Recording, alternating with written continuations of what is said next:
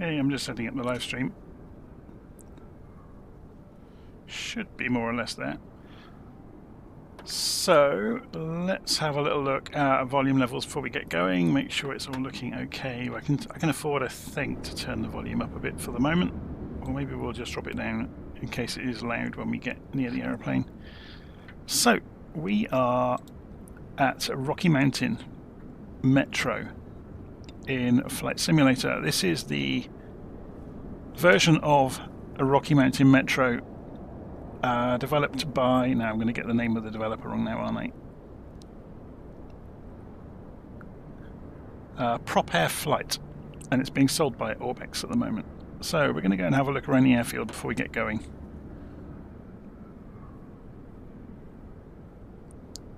Or I would if my fingers would work on the touchpad of the laptop. There we go, we're off to the races. So I'm not running this on a laptop, by the way, if I'm giving the wrong impression. It's running on my beast of a Flight Simulator PC. I monitor the YouTube channel on a laptop alongside. So this is a Rocky Mountain Metropolitan. And it's pretty good. So we're going to have a pan around the airport and have a look at it before we get off on our way.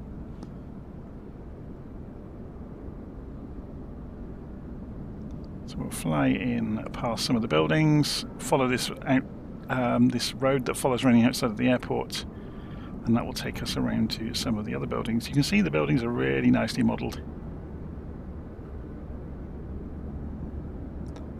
And there's lots of buildings that have been modelled around the outside of the airport as well. So if we go and follow the road we might take if we were visiting the airport.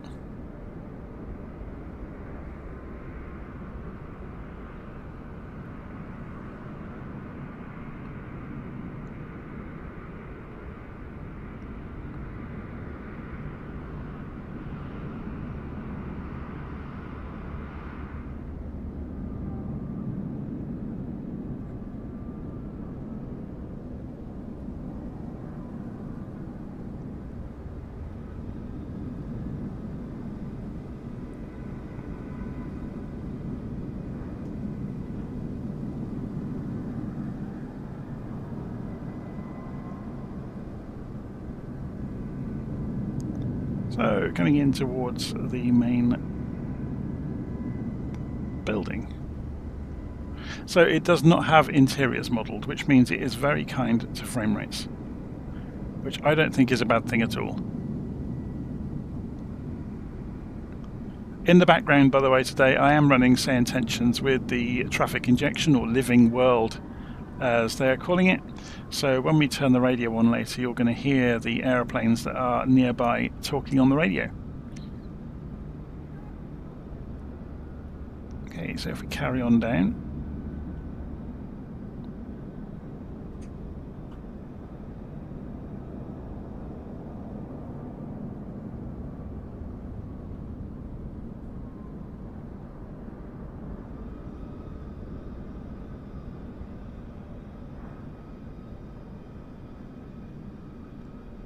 I think our aeroplane is right down the end. Yeah, you can see it on the far corner of the parking area.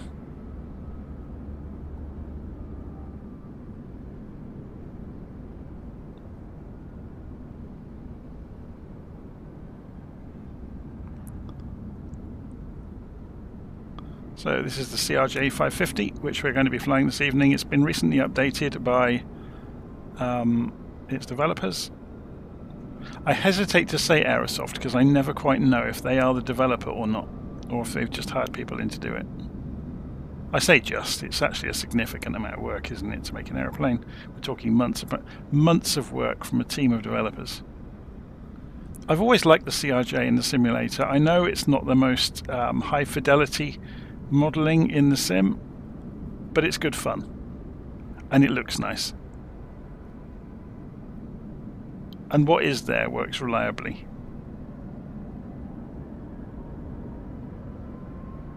So let's go and slow the camera right down and we can have a look around inside. So I'm guessing this is part of the upgrade. And we've got an executive cabin by the look of it today. It's all very swish, isn't it? This is much better than it used to be. Or at least I think it is. Maybe my memory is failing me.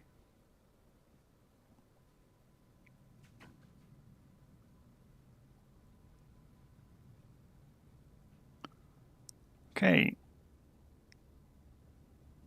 Let's go back up the aircraft towards the cockpit. And we'll go and fly through the wall with the drone camera and put ourselves in and go and have a look around the cockpit as well. So you can see there's the stairs. And here's the flight deck. If you've not seen the CRJ, it's pretty good. I have got a document which I've forgotten to link in the notes for starting the CRJ up, so I am going to be following my own document. Now you can see it's a 2020 aeroplane. So it's got the 2020 crew, it hasn't got the 2024 crew. But it does work okay in 2024. So, if we go and press Shift and X, that will give us our normal view of the aeroplane. So we're going to go and, if I get this right, so yeah, we're looking from outside. We're just going to watch this happen. So if we can put the guardrails on, I'd forgotten to do that. And we can take them back off. And we can, I think, lift the stairs. Oh no, that's just the guardrails. There we go. And then we want to go and get rid of the chocks. We'll make sure the parking brake is on. And we haven't got the cart connected to the aeroplane at the moment. We're just using a battery to start it up.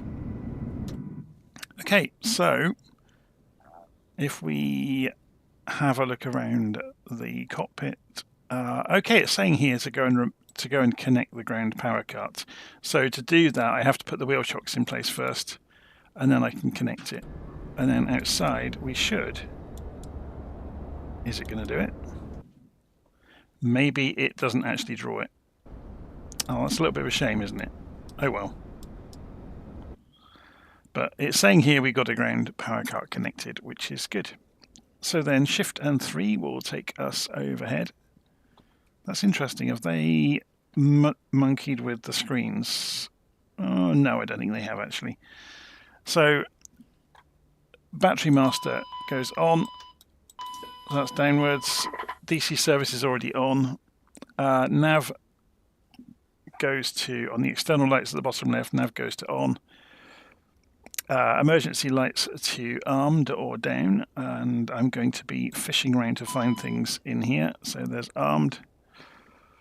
IRS section, so that's on the back of the pedestal. So Shift and 6 takes us down here. IRS 1 goes to nav, and IRS 2 goes to nav. And then comm radios, ATC cell should go to 1, and I'm just trying to remember where they are. So fourth panel from the bottom on the left. So let's get that out of the way. And there we go. Comm radios are now on. So we can go and talk to clearance if we want at this point. So yeah, we're going to... Oh, actually, I could get the APU up and running first, couldn't I? So Shift and 3. We're going to click Power Fuel, which is... I'm trying to remember. They've laid this out slightly differently, haven't they? Or my memory is failing me. Yeah, Power Fuel. And then, so if you go and look at the back of the aeroplane, you'll see that's going to pop open. A little door here. That's the inlet for the APU. There's the exhaust for the APU.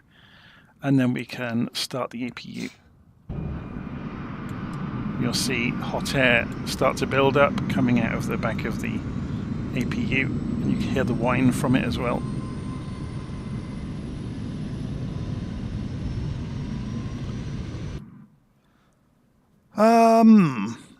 I just saw the comment about my profile pic. Yeah, I had my head shaved when I had my profile pic. When I'll take another one soon. I need to cut my hair again. So press the, where are we? APU, we've done that. So Shift and 6 brings us down into here. We're going to go and press the, now this is interesting, isn't it? So status ECAM section on the center console, some of this has changed, or I'm just being completely blind.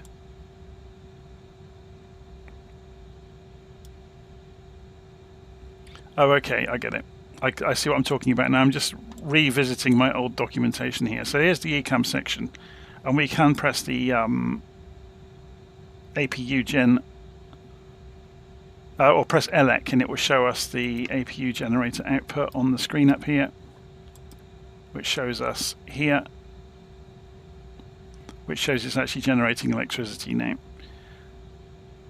So then Shift and 2 brings us back over the tablet. We can remove the ground power cart now that the APU is up and running. So then Shift and 3 takes us back overhead. I'm going to go and put the smoking signs and the seat belts to auto. We're going to see emergency lights already armed, windshield heating, which is here. They've changed the angle of this view, haven't they? Could do with being a bit lower and a bit less panoramic. So the warning panel light. So press Shift and space to do this. Have we got any warnings? No, we haven't. So we're going to go and program the flight plan, but we're going to do this the SimBrief way. And before we get there then, we're going to go and come down here and press the pause init button, and then we're going to go next page, pick up the GPS location, go previous page, and drop it into set position. We're going to go and, do we have to set the airport here? I don't think we do. We'll try it and see what happens. KBJC. It may come up saying you can't do that. We'll soon find out. No, it's going to allow it. That's good. So flight plan. We can go. Now we're going to do this with SimBrief, remember. So yeah, we have populated the airport. So populating with SimBrief, which is documented. So we're going to come back into here. We're going to go back to the flight plan page and say import OFP. So that's brought that in from SimBrief. And then we're going to say send to FMS, which saves us a ton of time. So then we'll come back down to the FMS and we can see there's our plan in here. Obviously, all we need to do is press the execute button, and then within the flight plan we can go and do the performance calculations. So we go and click perf, and then click perf init, and then we put in our cruise altitude. So let's go and have a look at our SimBrief. Cruise altitude 36,000 feet. So 360. I think it understands in this aeroplane. No, it doesn't. You need thousands. And then it converts it into flight levels. Go figure. Will it calculate the fuel for us? No, it won't. But in here, I seem to remember you can get total fuel just by panning up. So 4460. I think. Will this do anything around payload to do with SimBrief? I'm not sure that it will actually. Set payload and fuel. So I've done that anyway. So has that changed that number? Yeah, 3835. So 3835. And drop that in. and execute the change. And if we go and have a quick flick through the next, so there's the climb parameters. Yeah, we don't have to change anything else. It's quite simple in the CRJ. So if we go into performance again, which is here, it's a slightly different layout to everything else, isn't it? So performance initialization, got all that done, got that done. I'm just wondering,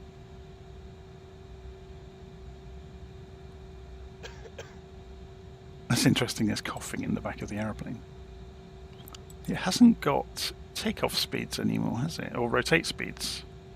That's interesting. So if we go to index, come back in through this way and go flight plan, come through here, and then performance initialization.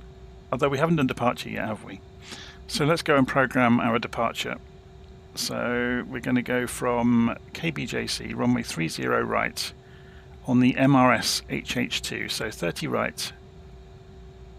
So next page, 30 right, MRS HH2. And do we have a transition? DDRTH, there it is. Execute. And then come back to the index, go to arrival. I wonder after doing this if it will have the rotate speeds. Because then it's got more information basically. So coming in at the other end, 34 right, it's direct. So ILS, next page, 34 right. I don't believe it's entirely direct though. Let's go and have a look and see what it had in here. So Jazz, ILS Cheval. So if we go next page, there's Jazz 1.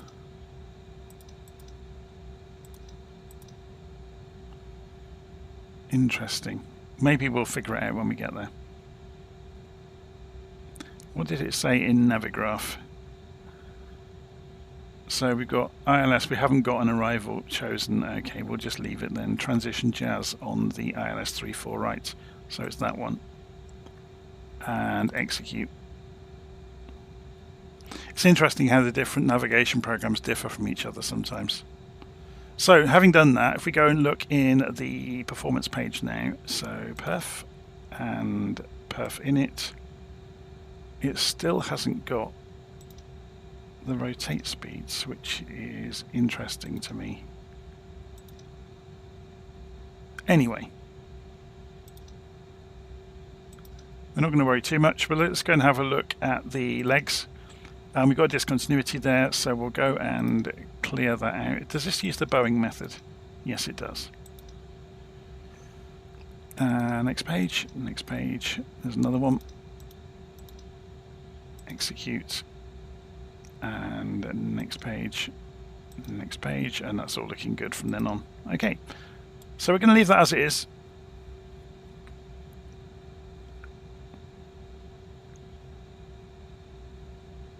So on the mode control panel, we're going to, well, before we do that, we'll press Commat to calibrate the altimeters.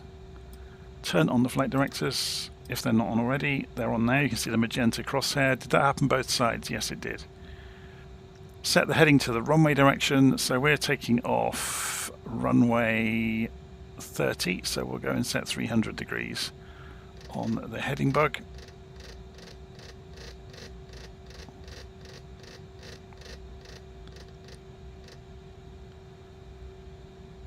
Set the course if we're not using radio navigation, so we won't need that.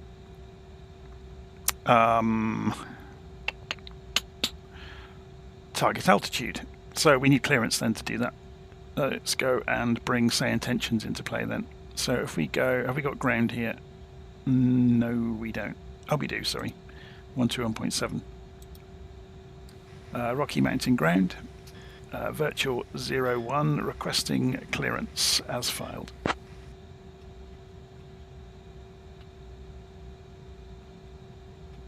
So I've deliberately not given them anything to see what they come back with.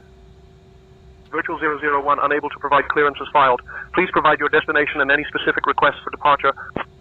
That's what I wanted it to say. So they're tightening up slowly on this. So we filed with Simbrief a little while ago. So we're requesting clearance to Salt Lake City. Okay? And we also need to know information to do this properly. So we'll go back over to SayIntentions. We'll go to ATIS. Sure. And that will tell us information Juliet. 1.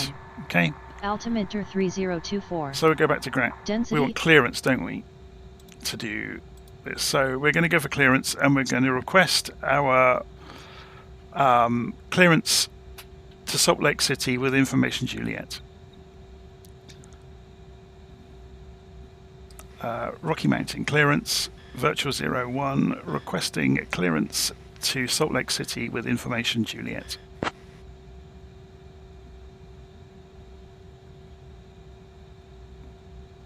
I'll have your clearance in just a second.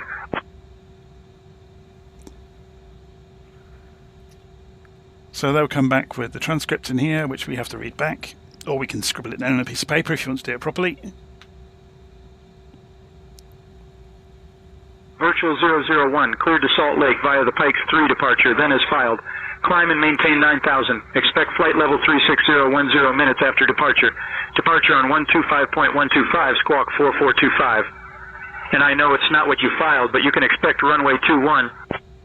So it's changed. Metro clearance. Fantastic. We're 14 Delta Zulu Mike. Ready to copy clearance to Telluride. I'll grab that clearance. Give me just a minute. Cleared to Salt Lake via the Pikes 3 departure, then as filed. Climb and maintain 9,000 feet. Expect flight level 36010 minutes after departure. Departure on 125.125. Squawk 4425. Expecting runway 21. Virtual 01. Skyhawk 3 Alpha Zulu, read back correct. Virtual 001, read back correct. It's getting better all the time, isn't it? So we need to go and reprogram slightly then. So we're doing well, to begin with, squawk 4425, expecting runway 21, and it's the Pikes 3 departure. So let's go and go back into here. Departures, so we can go dep runway 21, execute, and this doesn't have the departure for it, which is interesting. Now I wonder, oh, of course I haven't done a Navigraph update on this aeroplane. I think this aeroplane has to be updated via the let's go and have a quick look.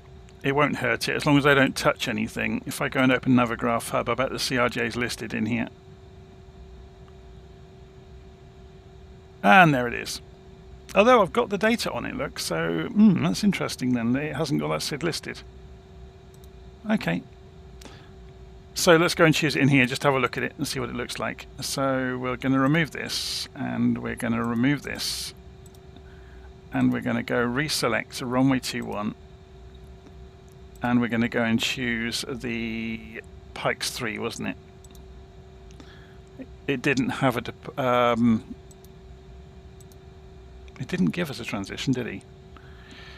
Via the Pikes 3, then as filed. So if we were to go for, no, bearing in mind we're going this way, or we were going to go that way, we want a route that takes us back on ourselves. Metro clearance, Vision Jet, November 867 Papa Charlie.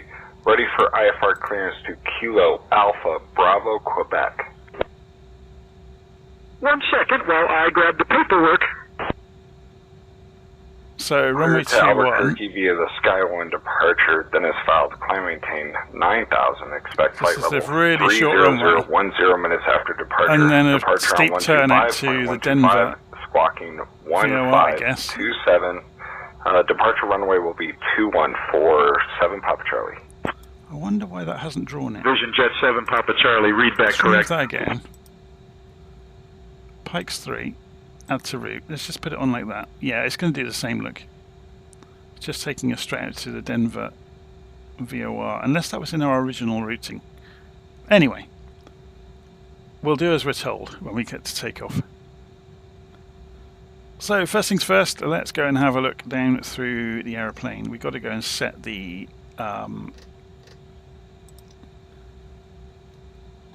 transponder 4425.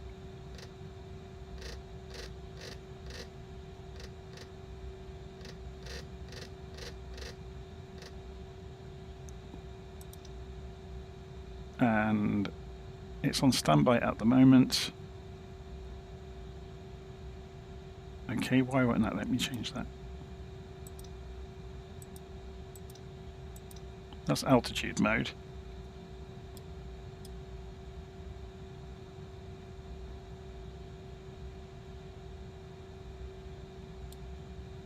We'll get to that later.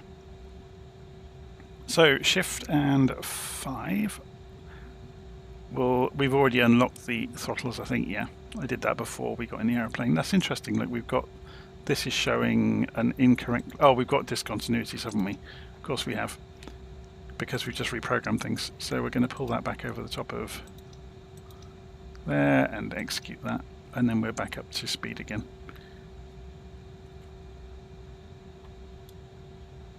It's ages since I've been in the CRJ, it shows, doesn't it?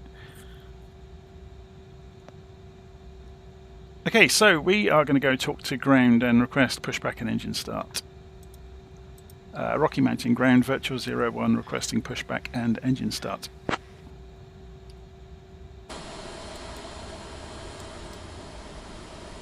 We've still got chocks. Virtual 001, pushback and engine start approved, tail east. Pushback and engine start approved, tail east, virtual 001. So let's go and have a look on the map at that. So if we use the chart in Navigraph, they want the tail facing east, so pretty much just push back and slightly to the right of where we are, or just push straight backwards. So if we press Alt and P, I believe it is, in the simulator.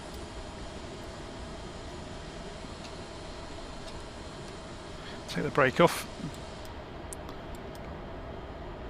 To be honest, we could just push back a little way, start the engines here, and get on our way, couldn't we? So press Alt and P, put the parking brake back on, and we're going to go and start engines. So shift and 3 takes us overhead, beacon light goes to on, engine fuel pumps need to come on, and then engine L to start, engine R to start. So I think you can do both at the same time.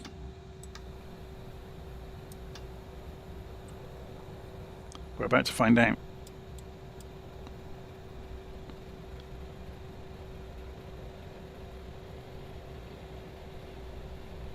So we'll hear a sound when the engines are up to speed. If we go and sit outside, you can see the heat pouring out of them now.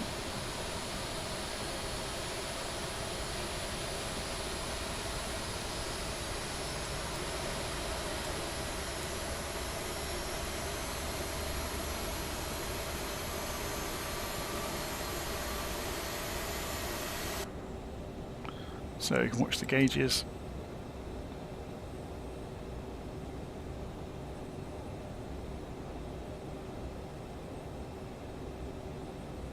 Okay, engines are up and running, so the APU can come off.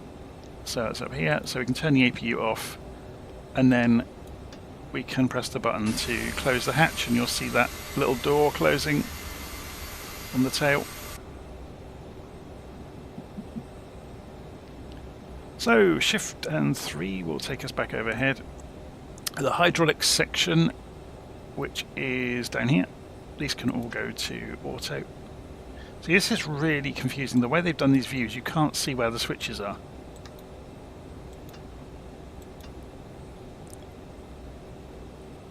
So then shift and 3 will bring us back over here, and we want to go and turn on the recirculation, turn the packs on. Request taxi to runway 12 left.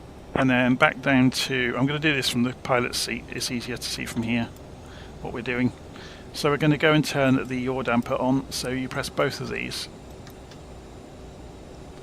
Then CH1 and CH2, and then the Mac trim.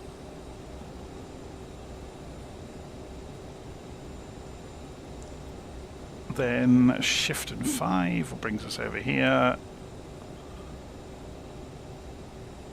I'm just looking at my own notes here. So we want to go and arm the thrust reversers even though we won't use them. And check the notices have all gone. And they have. So the only thing we don't really have working is TCAS at the moment. But that's to do with this down here, isn't it? And the transponder's still on standby. So TCAS is in here. So we'll put it on TA only. Traffic on. And I still haven't figured out. I can't for the life of me remember how to get the transponder to come on. Is it somewhere else, the main button for it? I can't remember. There's been too many aeroplanes in between. If we come in here,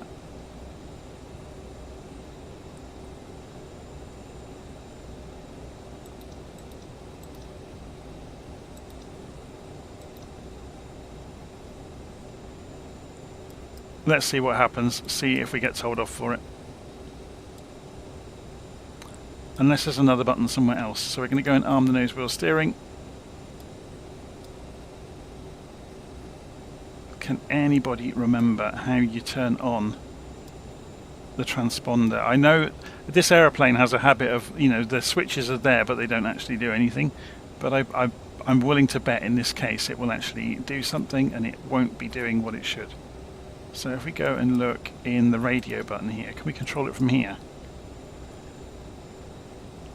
Transponder page 2 maybe? Nope.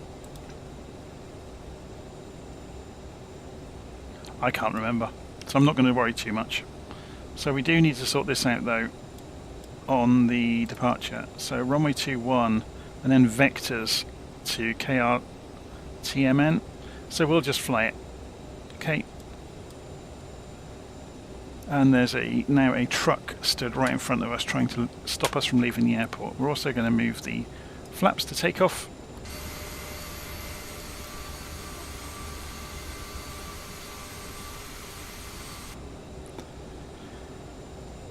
Are we still connected to ground? I think we are. That's interesting, look. So assigned transponder 4425, and that's what they are. So it is kind of working. Like I said, this aeroplane doesn't always do what you would imagine. Have we got an initial climb here? 9,000 feet. So let's go and set that as the target. We've got 10,000 feet programmed in. So there's 9,000 feet. We'll go and pre-select heading mode, because we've got vectors, and we'll go and pre-select I guess we could go speed mode, couldn't we? So we got the option here of vertical speed mode. Yeah, let's do this for a bit of a change. So we'll tell it to climb out 2,500 feet a minute.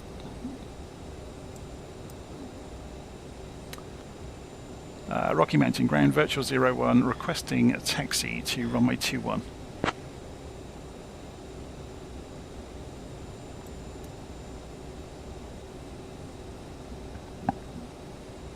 Virtual 001, taxi to runway 21 via Romeo 2 Alpha Bravo Bravo 1. Taxi runway 21 via Romeo 2 Alpha Alpha Bravo Bravo 1, virtual 01. It's interesting. So why are they making us? Okay, yeah, you come to R2, so then on to Alpha, then Bravo, then to Bravo 1. Okay, makes sense.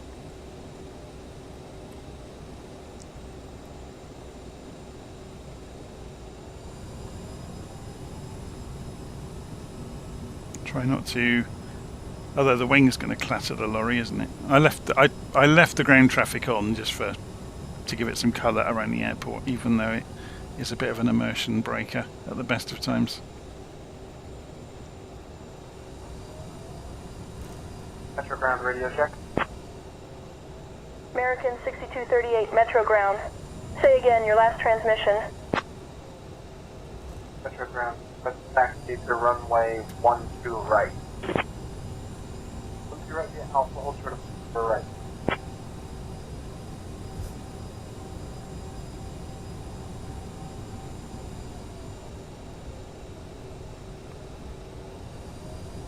I meant to double this up tonight and do a full demonstration of Virtual Flight Online, but I've already started the engines. I don't think I'll be able to start ACARS with the engines already running.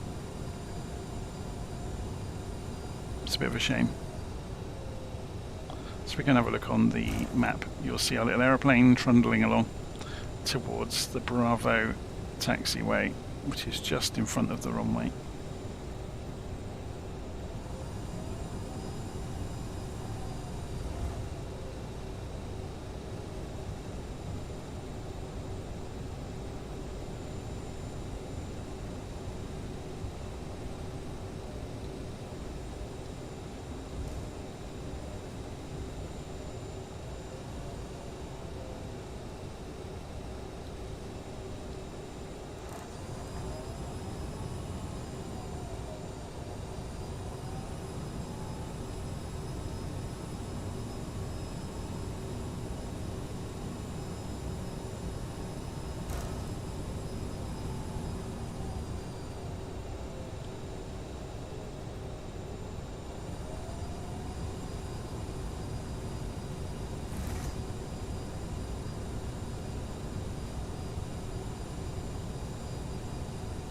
We need to go and turn that electric display off, don't we?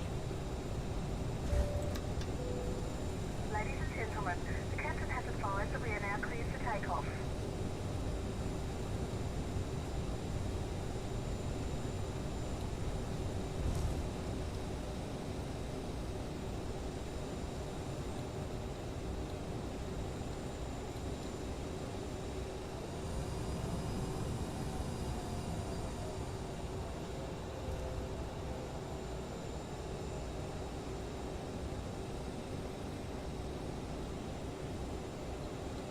So we've pulled onto the runway without clearance. We weren't handed off, were we?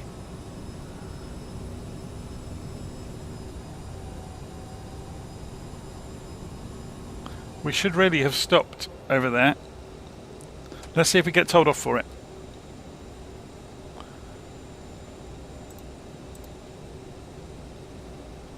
Rocky Mountain Tower, Virtual 01, lined up runway 21 for departure to Salt Lake City as filed.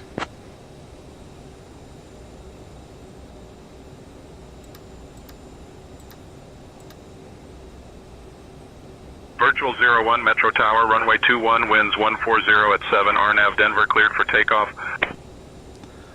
Cleared for takeoff, Virtual 01. Thank you. Okay, we got away with that. So let's see just if there's anything else we need to do. So strobes need to come on, which I have not done. So there's the landing lights. Strobes go on. That's all good. Okay, so we're going to go and accelerate through. No, it didn't do the V speeds, did it? But it's got some speeds there, but they're wrong.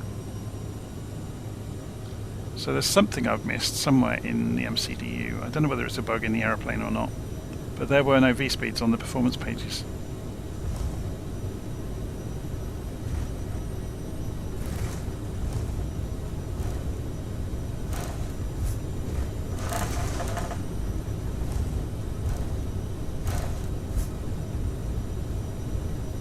We're going to run out of runway. Oh, we've just missed the fence. That was funny. I wonder whether it didn't give us V-speeds, because technically we weren't supposed to have been able to take off from there on that short runway. It gave us runway 21, which was significantly shorter than the others. That was, well, I say it was funny. We've got no power. I'm just dropping the nose a little bit. Virtual 001, contact departure. Contacting departure, virtual 001.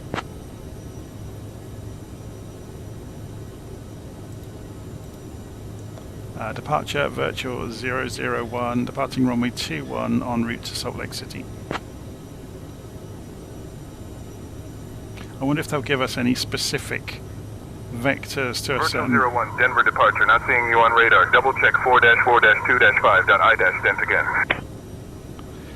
Okay, we are going to need to sort that Contact out. Metro Tower on 118.6. We are going to need to sort this out. Skyhawk 3 So Alpha why- Zulu, climb and maintain flight level 270. Why will the transponder not come on? I'm going to maintain flight level 270, Skyhawk, 14 Delta Mike. What do you have to do to switch this thing on?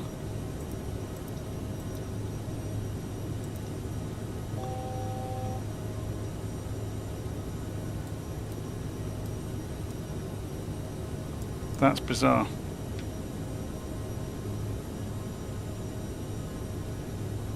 I'm going to circle here for a while until we figure it out.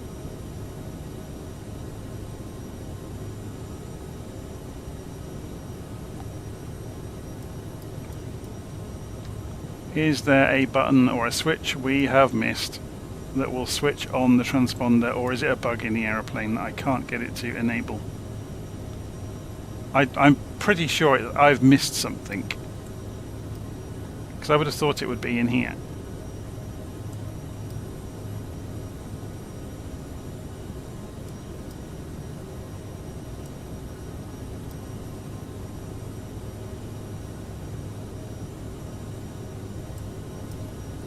It's maddening when things like this happen. It really is.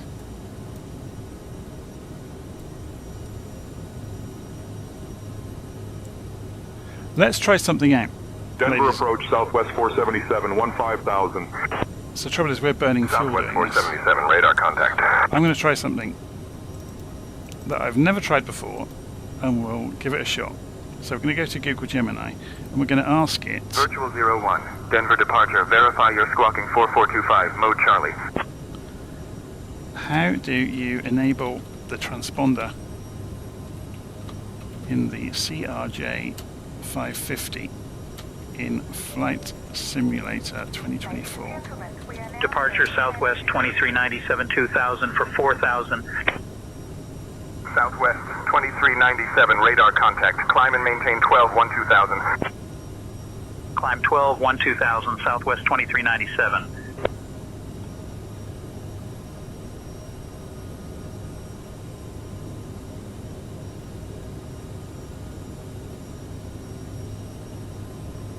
So that's saying it's over here. Skywest 5488, I wonder. contact Denver Center on 119.85. How do we Over to Denver turn it Center on? on 119.85 Hertz, Skywest 5488.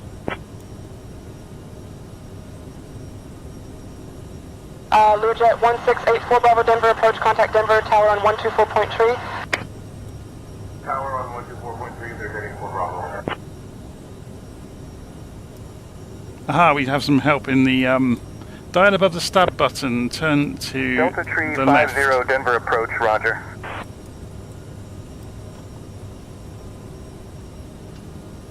Is that really it? Oh yeah, ATC cell, I should have spotted that. Virtual 01, Denver departure, radar contact. 6 west of Metro at 17200 feet. Room field altimeter 30.12. Departure Good. Skywest 5762,000 for 4000. That was Skywest unintentionally 5760, radar crazy. contact. Climb and maintain So 9,000. I'm going to go and update the documentation Climb 9000, Skywest 5760. because that was madness. Looking for a button called ATC cell. Oh, sorry, a knob called ATC cell, not related to the panel where you actually set the Virtual frequencies. 01, Denver departure, contact Denver Center on 119.85. Contacting Denver Center 119.85, virtual 001. Good day. Denver Center, virtual 001 with you, climbing to flight level 360.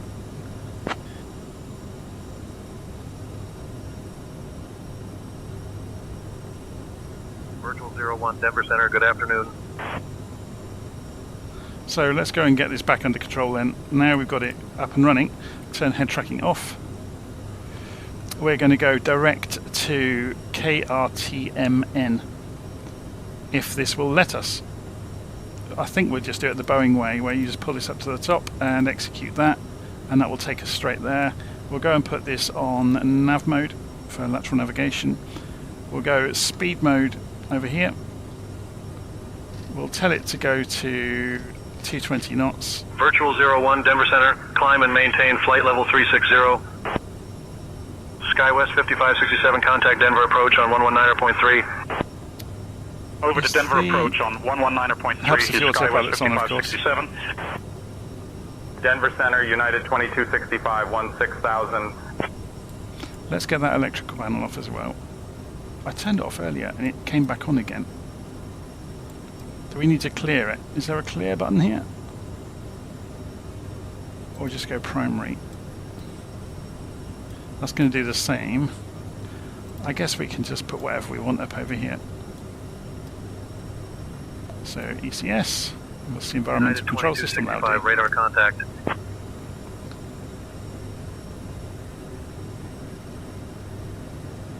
Denver Center, Southwest 1019, descending via the Powder One arrival. So we're on FMS mode. Southwest 1019, Denver Center, good afternoon.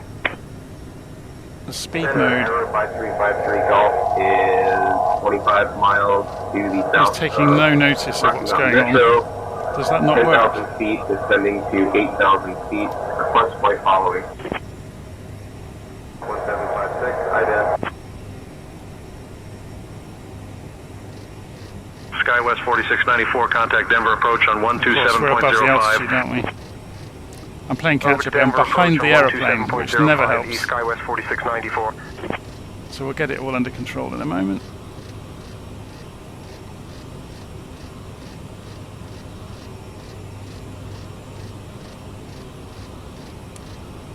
It would help if it didn't take 10 minutes to turn the knobs in the aeroplanes sometimes.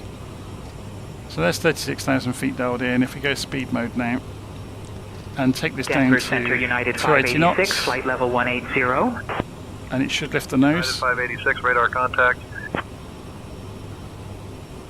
and take us up to 36,000 feet in no time at all. Now, is it actually doing the lateral navigation? Because it's not very close to the track.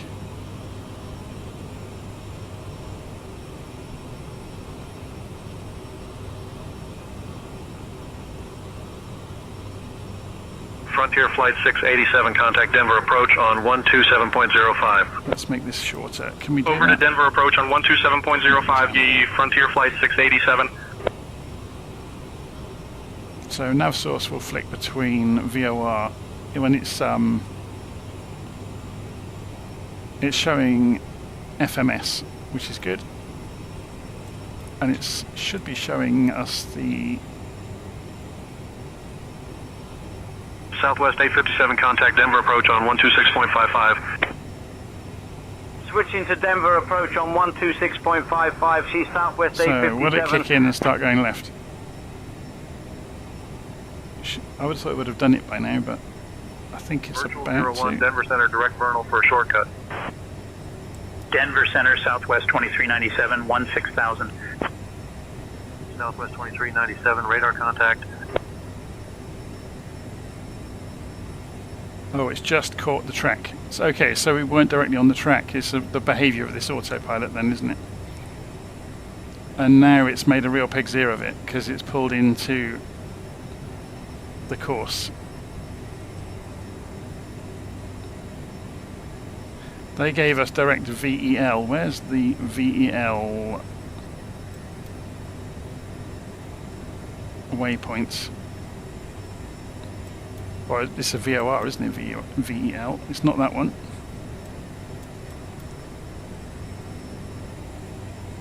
Where did they give us the shortcut to? Over here. Okay, direct VEL. Virtual 001 going direct to VEL for the shortcut. So we go next page. At our 1 o'clock position, about 10 miles away, Virtual you can see the 001. stunning Cache La Poudre Direct to River. Vernal approved This for the river is shortcut. not just a pretty sight, it's actually the first designated National Wild and Scenic River in Colorado, established in 1986. The Cache La Poudre has a rich history, named by French trappers who referred to it as the place where the powder was hidden, a nod to the time when they buried their gunpowder to keep it dry. The river flows through the picturesque Poudre Canyon, which is a popular spot for outdoor enthusiasts. People come here for whitewater rafting, fishing, and hiking, making it a hot spot for adventure lovers. And if you look closely, you might even spot some kayakers taking on the rapids. So keep your eyes peeled. This river is not just a natural wonder, but also a playground for thrill seekers. So this is interesting. This shows how advanced SayIntentions is becoming. They've seen this route going off around here, which I just did for a bit of fun, and they said, actually, do you want to go direct and take a shortcut? That's clever. So Sci Voltage is saying that the tour guide is annoying and doesn't know how I cope. I have children, so you develop a filter. You can filter anything out. It's amazing. So let's go and put the cabin crew in. Any chance of a coffee?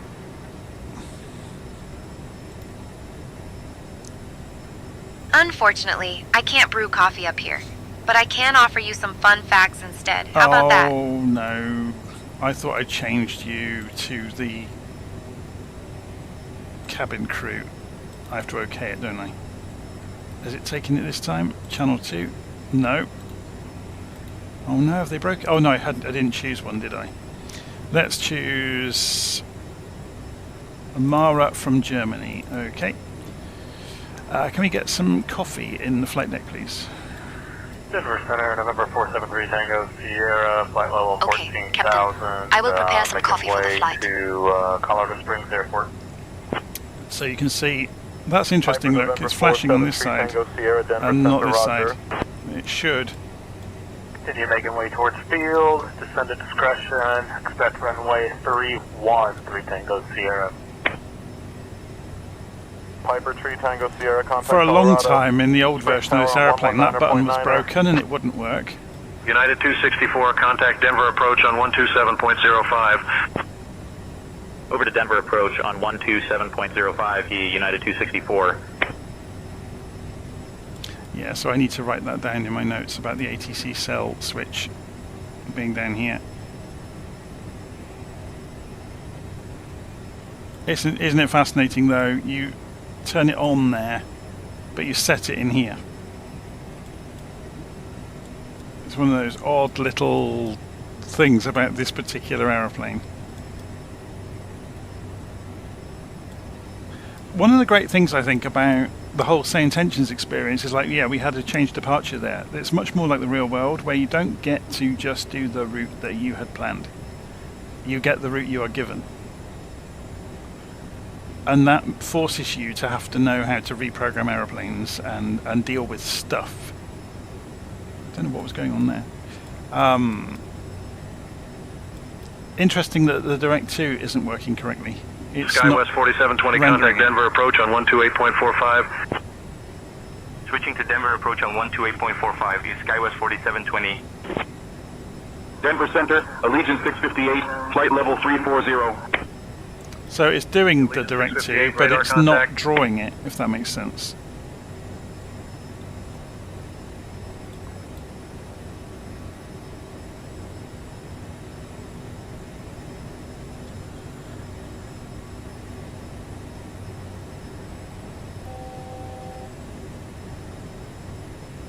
Okay, we're within 1,000 feet of 36,000. We're getting there. So yeah, I definitely need to do another flight in this aeroplane just to get back into practice of the patterns of operating it. It's one of those planes that's significantly, or not significantly, but it's different enough that you need to practice it to be proficient at it. So let's go and change the range on the co-pilot side. What modes do we get in here, just out of interest?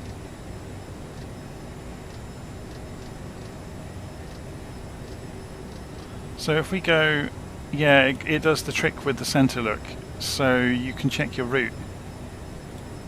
So if we were to pull the range in,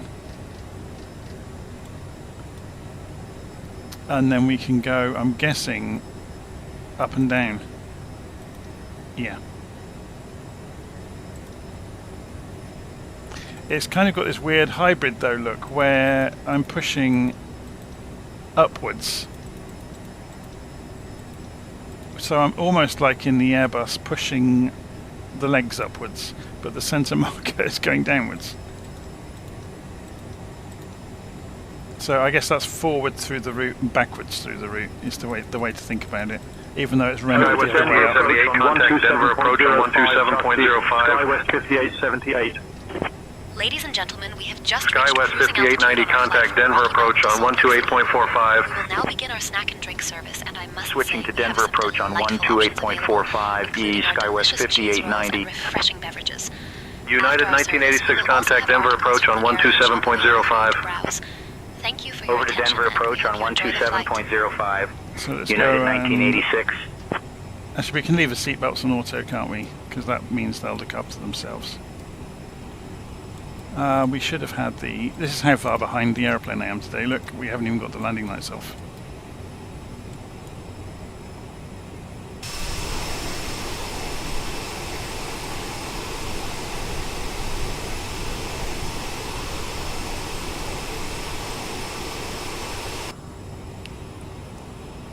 Oh, of course, that's why VEL needs to be... No, because on a Direct 2 on a Boeing, you don't pull it.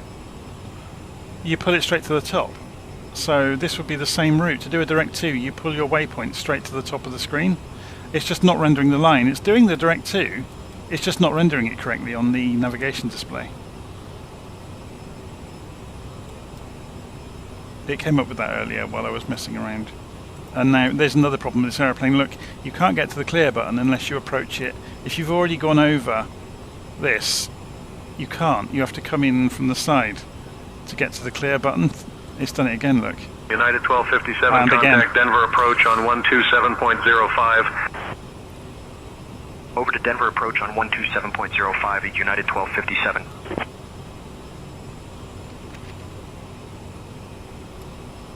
It does have a working, or it used to. Yeah, you have to drag it. So if I go to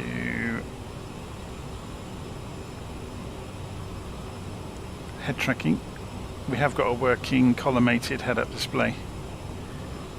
Unfortunately, the velocity vector isn't very accurate, but you can't have everything, can you? It's not DCS after all.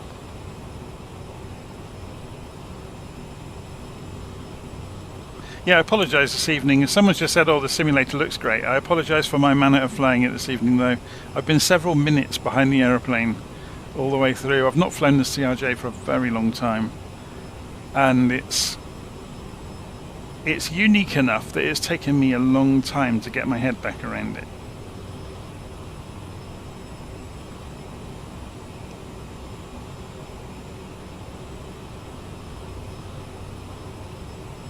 It's interesting that even though we're in FMS mode, we still get a course rendered, which I'm guessing, can we rotate it? No, we can't. So what's that pointing at?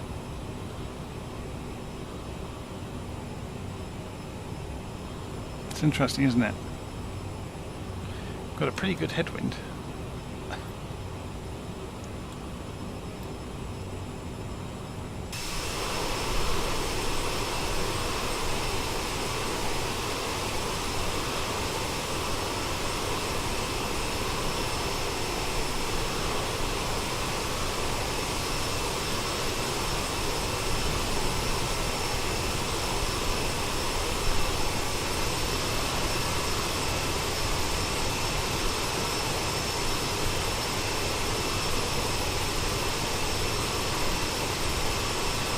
So we've got a few minutes until we clear the top of the Rockies.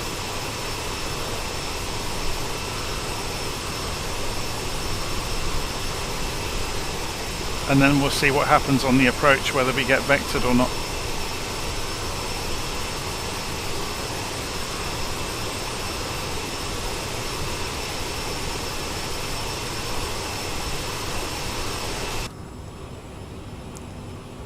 So I'm being asked.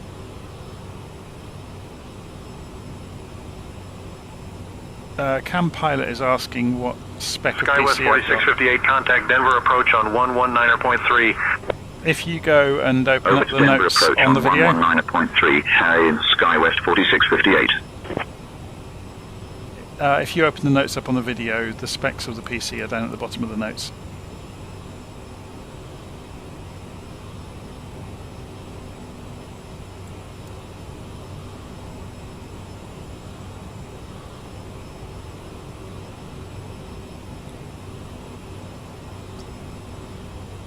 Hopefully the approach into Salt Lake City will be a lot less eventful than the departure from Rocky Mountain.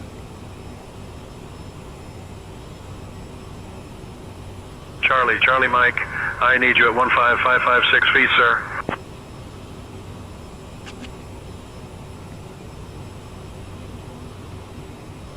Should we put the co-pilot in charge of comms? Hi, can you take over comms for the rest of the flight, please?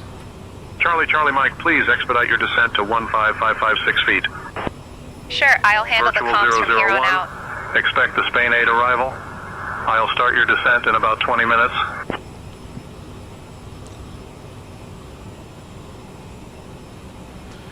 So one journey's asking, how do you know that the PDF is updated? If I make a significant update to a PDF, I'll typically do a blog post. So SayVoltage is saying, what monitor do I use, a 1080 or a 1440? I only use a 1080 because that's all I broadcast to YouTube.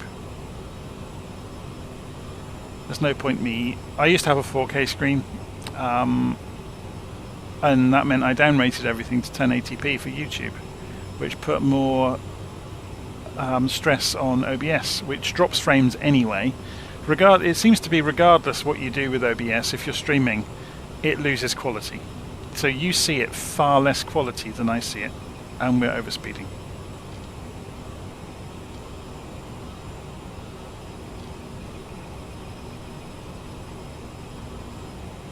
And again, look, it was FADEC throttles, and I hadn't pulled it back throughout the flight, so it edged its way up towards 280 knots and the edge of its flight envelope. And that's on me. So I probably shortened the life of the engines in that first 15-20 minutes of the flight.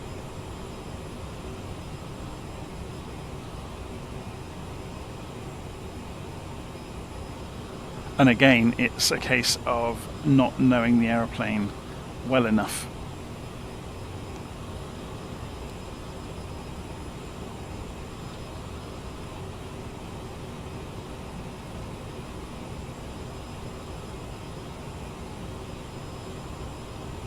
I mean, this the graphics card I've got in this machine is a beast. So if we go and open Task Manager, for example, and I show you, I mean, look at the graphs, they're nowhere near, and it's not being stressed at all. So CPU, look, is nowhere. Memory is nowhere. So I give it a lot of headroom on purpose. Wi-Fi, you have to give it a few seconds to stabilize out, don't you, normally? So what's it pulling? Not very much. We're at high altitude, remember. So it's pulling about 10 megabits, so a little less than that, isn't it? It's about 6 or 7 megabits. It's spiking all over the place though. But I've got fibre to the house, so I can easily pull 200-300 megabits if it needs to. I think the house tops out at 600 megabit.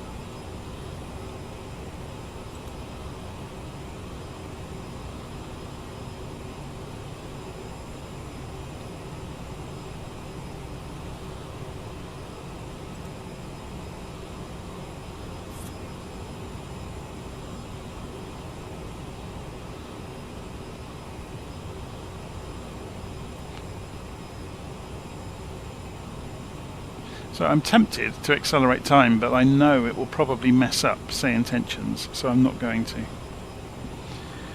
because around us, if we go and have a look, yeah, there aren't any airplanes around us, are there? We're a fairly quiet piece of sky here.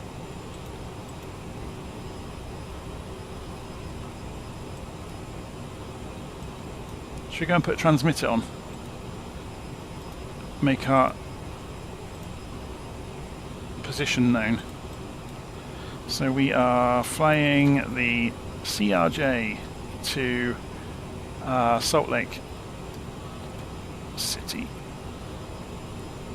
So if you're wondering what this is, if you go to transmitter and radar, and there we are, that'll be us. Shows you on the map. And there's other people that are running transmitter, and you can see them on it as well. The thing that I meant to do at the start of the flight as a bit of a test this evening was go and file the flight with airline.flight simulator. Sorry, airline.virtualflight.online and fly it as a chartered flight. You can see there's lots of other people using it this evening. And I completely forgot. And it would have been horrendous anyway, because we had so many issues on departure. Some Jonathan created issues. Expecting Ski 3 arrival and descent shortly, Oscar Bravo Alpha. I would have been crucified by the ACARS report. Oscar Bravo Alpha, descend via Ski 3 into Denver. Descend via Ski 3 into Denver, Oscar Bravo Alpha. So let's have a look at Bravo this. Alpha, contact Denver approach on 120.35. If we go and look on Navigraph.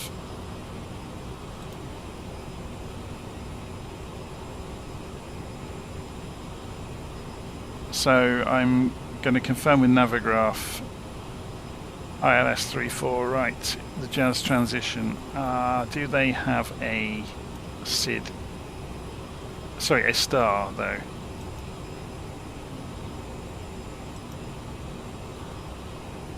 So we're going direct to Vel, and that actually means vernal.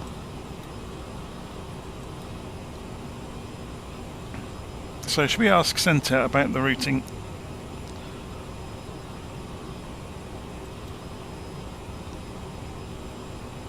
So we're expecting the 34 right via Jazz.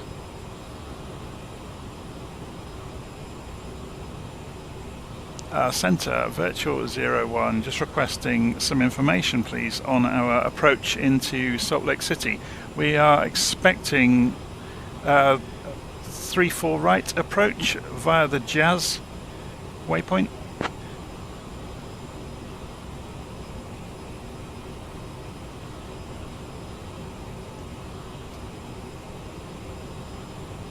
Virtual 001.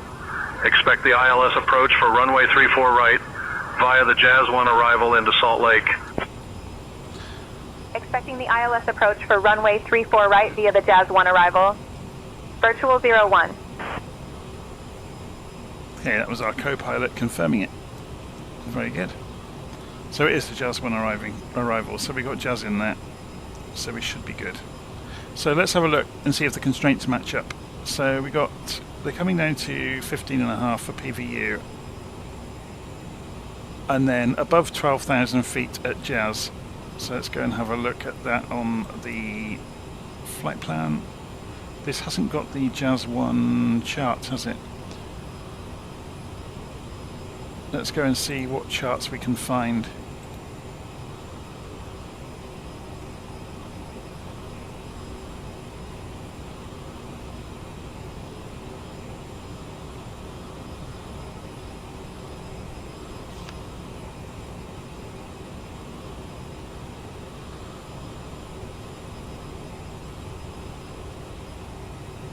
So it's got that one already. Maybe it's already on that chart then. So that was that one.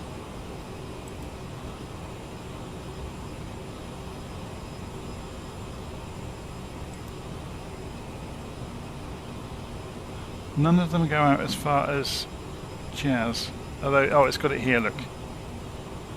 Transitions to plage. So you got, yeah, Jazz 12,000 feet. Max 230 knots, and then plage, which is marked on here.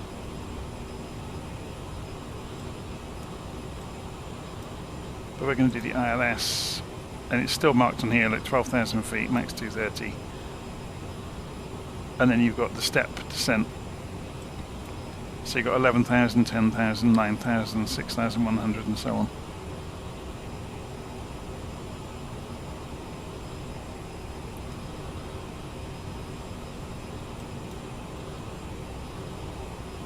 So we could tidy this up, couldn't we? We'd have to remove the SID though. Little nav map's not very good at that sort of thing. If you go and delete that, I'll show you what I mean. Oh, it's not done too bad at it. So if we got rid of that, and delete, that's kind of what we're doing.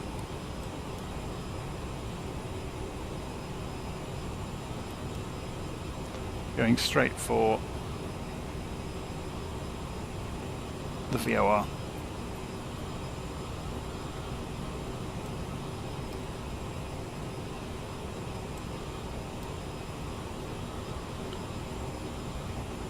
Okay.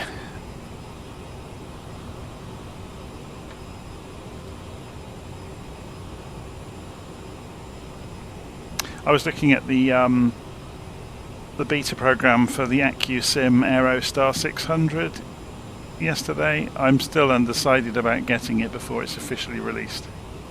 I might wait.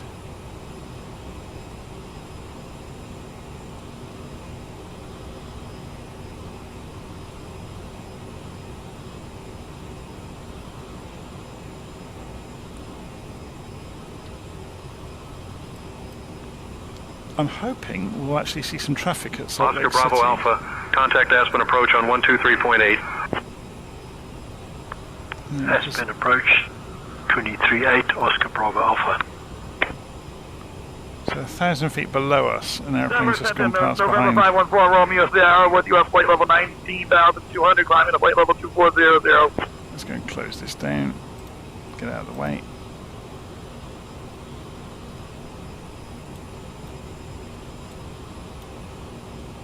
So we have got an airplane. Denver Center, Air Canada 740, flight level 330.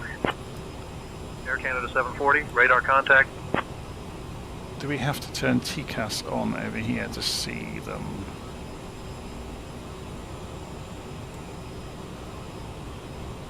You're saying TA only. I wonder if we have to go TARA to see them maybe. Although he's below us by 1,000 feet, so he might not show up. There we go. Oh, so it's this button, isn't it? TCAS. Traffic on. Auto.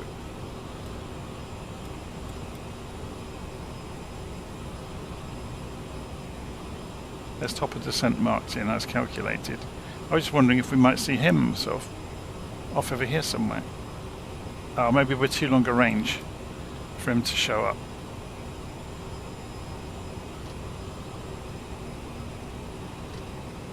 I'm not sure what the range would be for TCAS.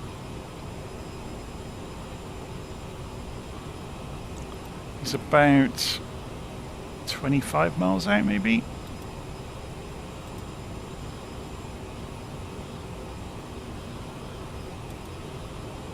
I wonder, with him being 3,000 feet below us now, if that's why. Can we aim it downwards? I wonder.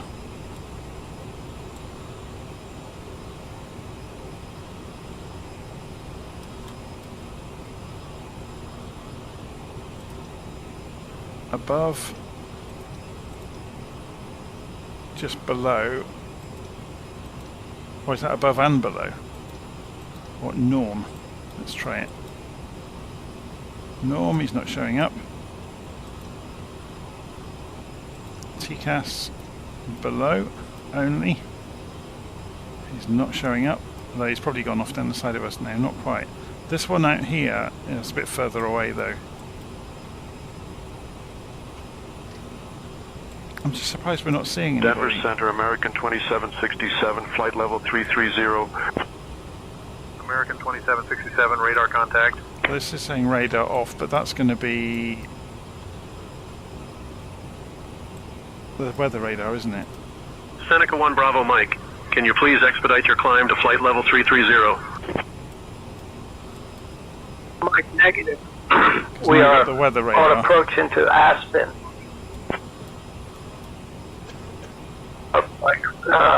Clear Aspen. Pikes to departure. Seneca 1 Bravo Mike, please expedite your climb to flight level 330.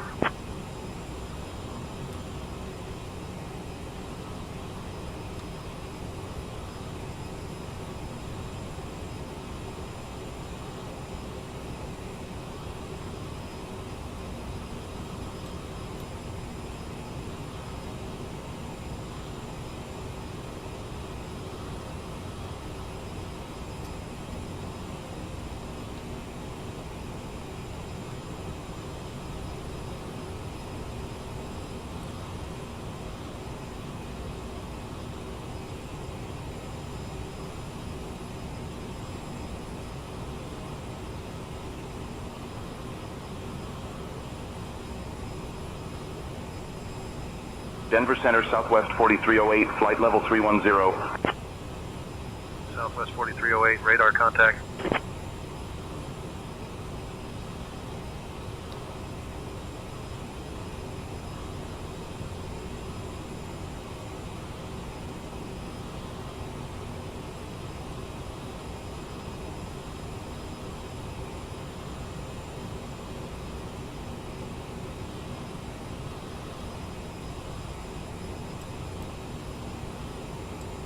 This top of descent just coming into view at 80 miles away.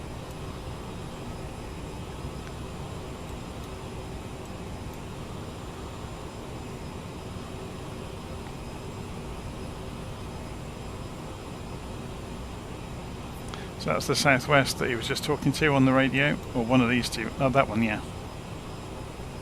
Was it 4308 he was talking to? Can we see the transcript? Not for other people.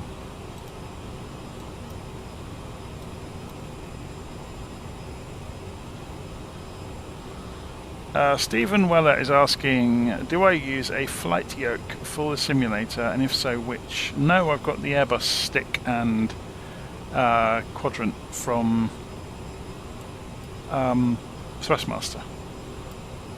If we go and find them online, I can show you them. While we're en route, we've got a few United minutes. 157, contact Denver Center on 127.1. I've got that. Comanche, 8 Charlie Echo contact tower on 119.8. It's pretty good. Descend and maintain 10,000, turn left, heading 050, and we'll let you know when we're established on the localizer for 2588 Charlie Echo. Is there a better picture of it somewhere else? And end up with 60,000 cookies on the computer just to show you these, aren't they? And that site won't zoom because it's badly designed. But yeah, that's what I've got. Works wonderfully on an Airbus, but actually it's pretty good to be. You can retrofit it to other airplanes quite easily. That's what I've got there. I don't have pedals.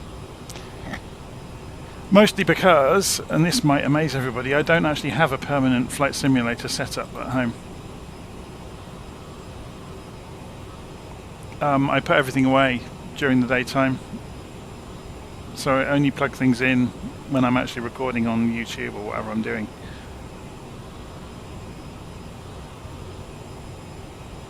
So during the daytime you'd never guess that this computer gets used to be turned into a pretend aeroplane, even though that's all it gets used for.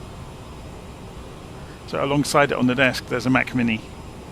That's where most of the software lives that I use most of the time. And then across the room from it is my work laptop. There's a second desk with another monitor and a work laptop, which is completely separate. I have recently switched at home from using Windows and Linux and a real mixture of stuff to mostly Apple stuff, just because I just wanted things to work and I didn't want to have to fiddle around with integrating things and all the rest of it anymore.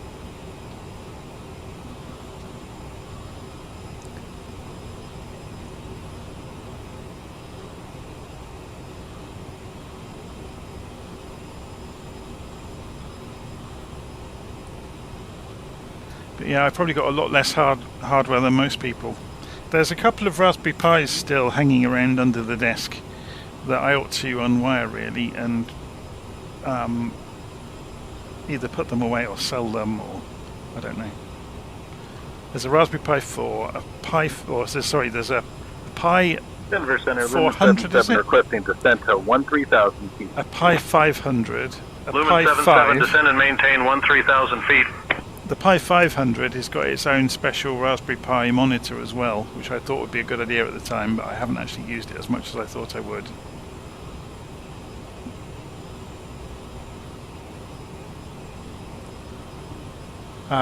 There's a couple of Chromebooks that don't get used anymore. There's an Amazon tablet that doesn't get used anymore. I may end up donating those to schools. I know the junior school in town uses Chromebooks, so they'd probably be glad of them. Although saying that, I think schools tend to always have lots and lots of the same model of Chromebook. So, you know, then the kids will not have any friction with, you know, trying to figure out how a different model works. Not that Chromebooks ever work any differently to each other, but, you know, where the power button is and things like that.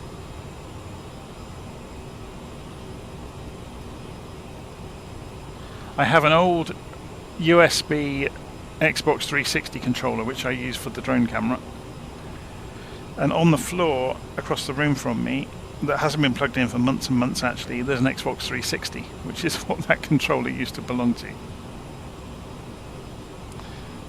Okay, how far away from top of descent are we? So we're coming in pretty accurately on the planned route. We've still got FMS on, we've got navigation mode on, we're in altitude hold at the moment.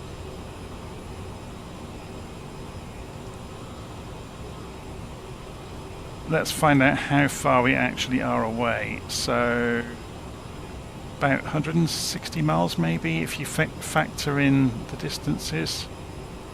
116, but we're going out this way. So if you were to sort of round this off, so 105 and then another 40, so yeah, 150 miles or so. And the aeroplane is turning. It is tracking the GPS track. Wonderful.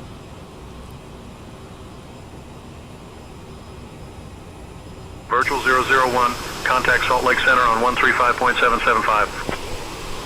Switching to Salt Lake Center on 135.775. Virtual 01. I forgot that she was taking over for us. There's another airplane. This went whistling past.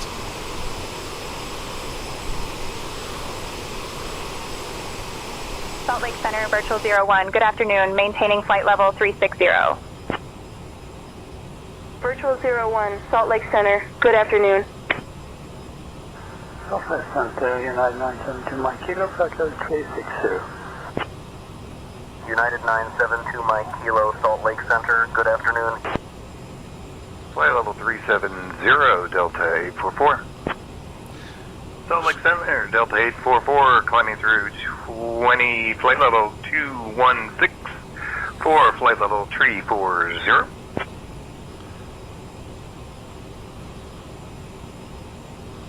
I'm just going to try and find out the name of the co-pilot, so I'm not going to be rude and ignore her name, Amanda.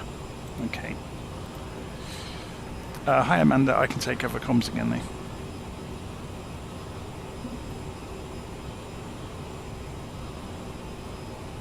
Alright, Jonathan, you're in charge of the comms now.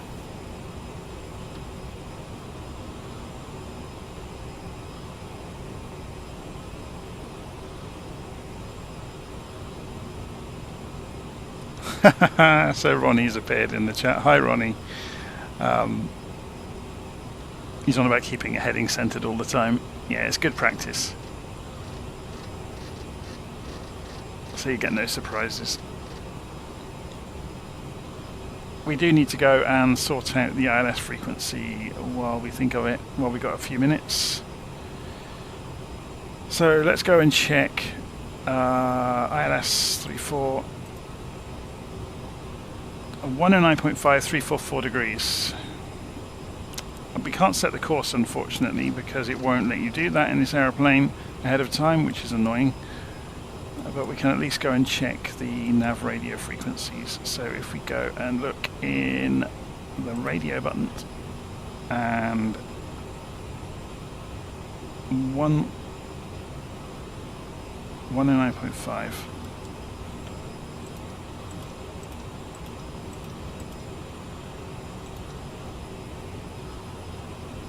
We'll do the same on nav 2.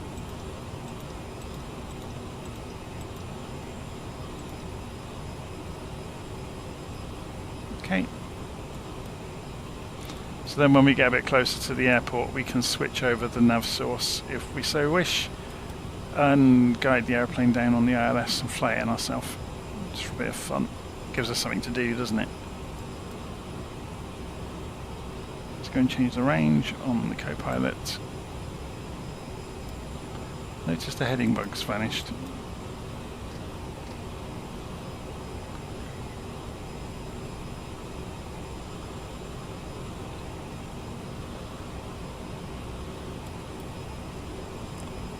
Straight in, 172 Bravo Golf. Top of descent's coming. Blue Star 1 Salt Lake Center, good afternoon. Altimeter is 2962. So if you remember, we want, it was 12,000 feet, wasn't it, at Center, Blue Star 2. it says here, look, Jazz, 12,000, yeah. Max 230 knots. 240. Center, Virtual 01, beginning descent, flight level 210.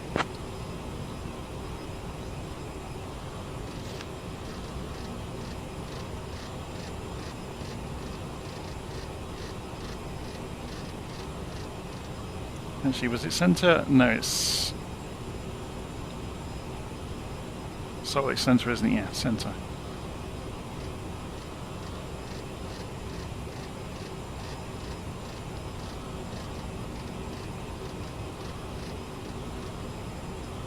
Okay, so if we do we could do VNAV, but let's have a play. Speed mode. So we're holding 270 knots at the moment, so if we just pull the power back, we'll start descending, and we can use power to control descent rate, and then we can watch the banana on the map here. And you can see on the legs page where the constraints are. Can we show constraints on the nav display? I'm not sure that we can in this aeroplane.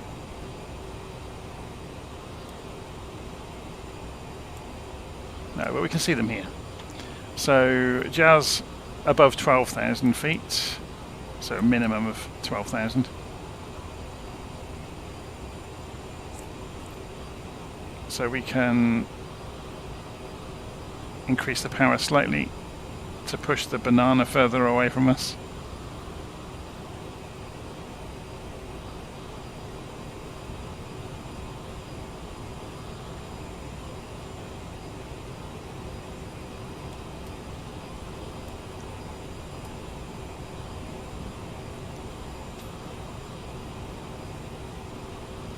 So yeah, Ronnie, you would have had a real laugh watching the departure. I couldn't remember how to enable TCAS, not TCAS, sorry, the transponder, and forgot all about it. Someone helped me in the live stream chat to find the ATC selector switch. It had gone completely out of my head. It's been probably a year since I last flew the CRJ.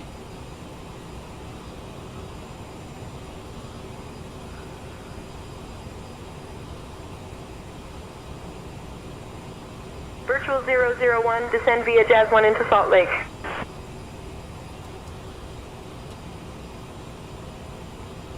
Descending via Jazz 1 into Salt Lake, Virtual 001.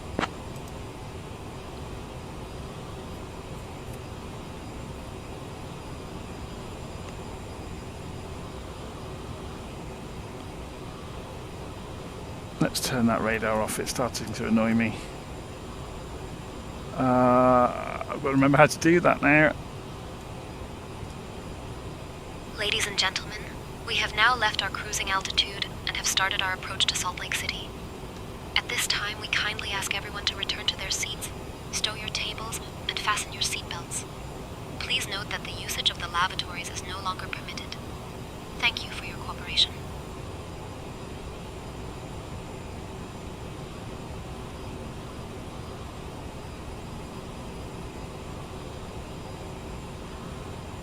Okay.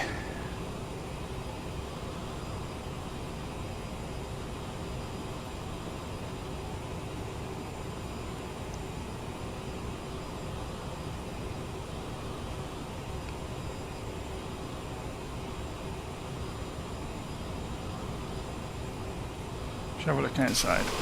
Well, we got some time.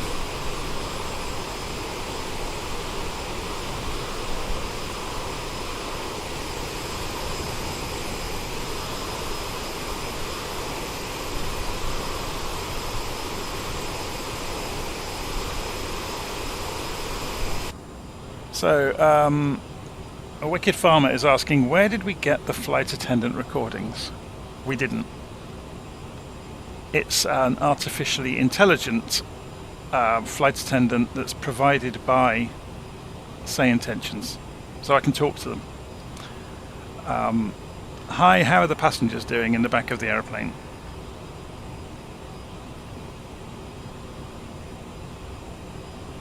The passengers are doing well, Captain. They're settled in and enjoying the flight.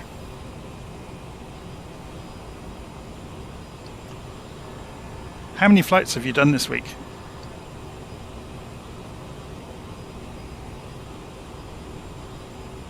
Oh, Captain, I've done 3 flights this week so far. Salt Lake Center, Delta 2575 at flight level 190, climbing at flight level 290. Delta 2575, Salt Lake Center, climb and maintain flight level 360. Cabin crew, can you get Amanda a cup of coffee, please? Amanda's the co-pilot. We've got an artificially intelligent co-pilot as well. Okay, Captain, I will get Amanda a cup of coffee right away. And we can talk to Amanda as well. Hi Amanda, how's it going?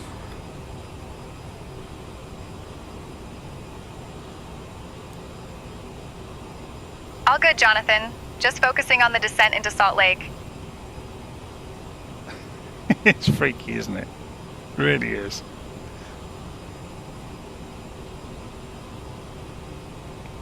And obviously we can talk to the controllers as well. So we need to start thinking and sorting displays out. So let's get the range down on the navigation display. Let's do the same on the co-pilot side.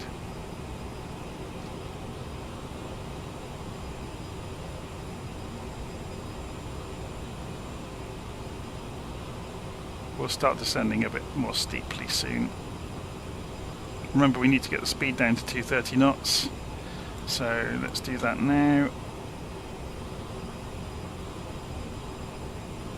Although we've still got 40 miles to go.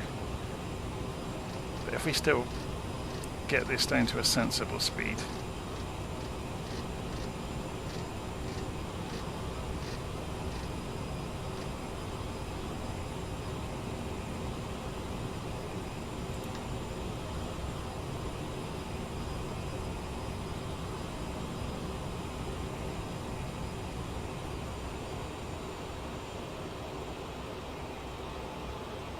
So I pulled the throttles back to idle, so the plane is gliding.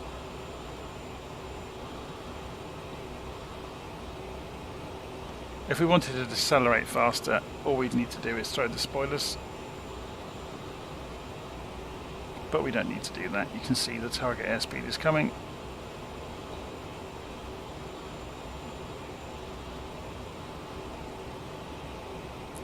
Shall we look outside?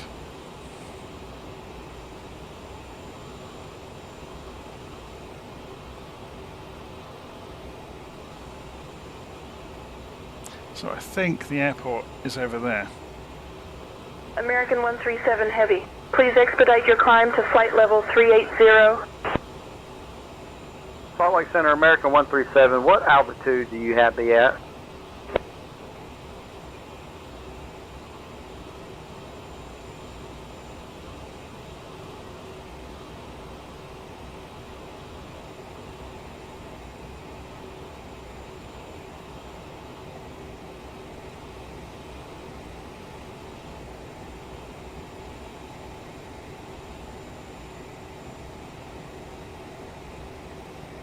Should we ask the cabin crew what they're doing this weekend?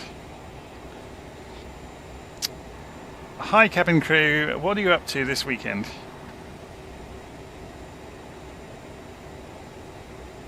Oh, Captain, I'm just looking forward to a relaxing weekend.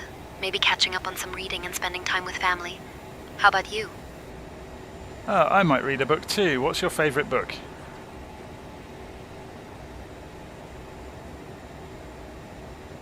Oh, Captain, I really enjoy reading mystery novels, especially anything by Agatha Christie.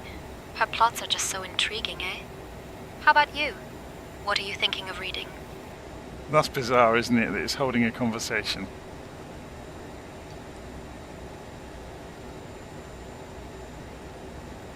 I'm just trying to think of a controversial book that might cause it should be shocked. I can't think of anything off the top of my head. I was going to read Catcher in the Rye. Let's see what she comes back with. Oh, that's a classic, Captain. I hope you enjoy it. It's such an interesting read, eh? Why have they given her the fake Canadian accent? I thought she was supposed to be German, but anyway. So let's go and descend a bit faster. We're at 250 knots now. We don't need to be at 12,000 until we get to Jazz though. So if we go and remove or pull the range down again, we get more of an idea. So we're going to hit, let's set ourselves in the correct place. So we're going for 21,000 at the moment. We want to go for 12, don't we?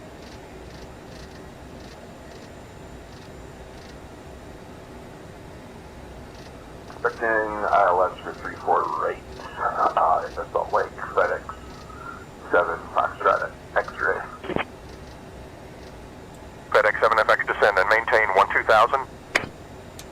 Virtual 001, descend and maintain 13,000. Descending 13,000, virtual 001.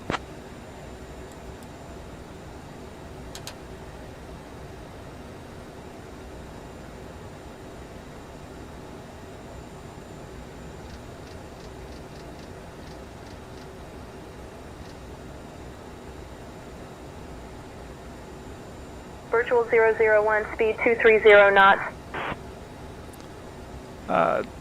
Slowing to 230 knots, virtual 001.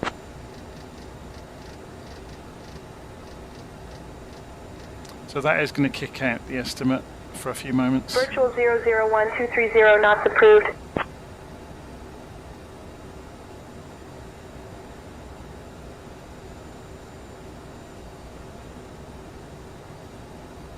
It's interesting, isn't it? The airplane isn't slowing under this regime, so what we'll do is go vertical speed and lift the nose gently, which is going to kick out the descent estimate, but that's not an issue because we've got so much time to get down any further, and we're only showing it above. We don't have to be at an altitude until quite a long way further down range. So I've gone to vertical speed look, and we can kick the nose up just to get the speed off. If we look outside, you can see I've got the spoilers out. They're only tiny little spoilers on this thing, but they're enough to do the job.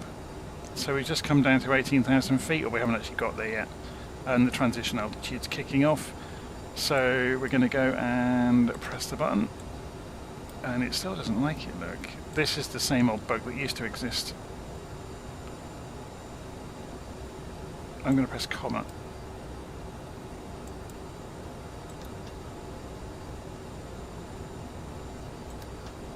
Yeah, it's the same bug that used to be in it.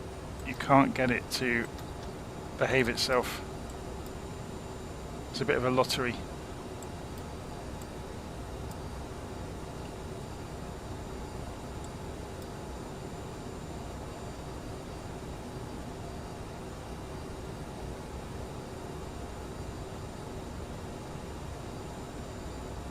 Salt Lake City Center, United 232, passing 16,000 for 220. United 232 Salt Lake Center, roger. Eagle Mountain, altimeter 29904. Altimeter 29904, United 232. United 232, climb and maintain 22,000.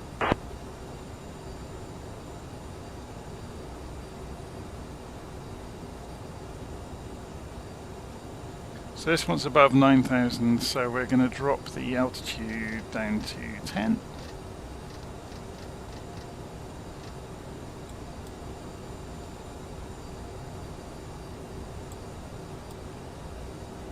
We're still not going as slow as we should be. Virtual 001, contact Salt Lake approach on 120.9er. Contacting Salt Lake approach on 120.90, virtual 001. Salt Lake approach, virtual 001, with you descending to 9,000 feet on the Jazz 1 arrival.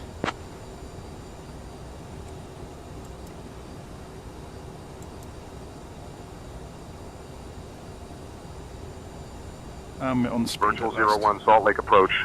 Good afternoon. Salt Lake altimeter 30.06.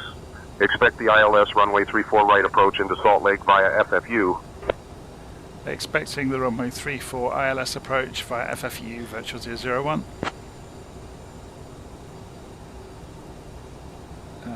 It's just coming through the waypoints here. Virtual 001 direct Fairfield, Provo. Descend and maintain 12,000 cleared for the ILS runway 34 right approach. Fairfield, Provo transition. Fairfield, Provo transition, runway 34 right. Virtual 001. Virtual 001, contact Salt Lake Tower on 118.3. Contacting Salt Lake Tower, 118.3, virtual 001. Salt Lake Tower, virtual 001, descending for approach onto runway 34 right, ILS, virtual 001.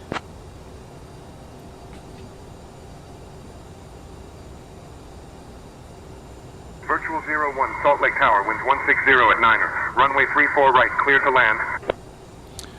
Clear to land, runway 34 right, virtual 001. So you can see there's the airport.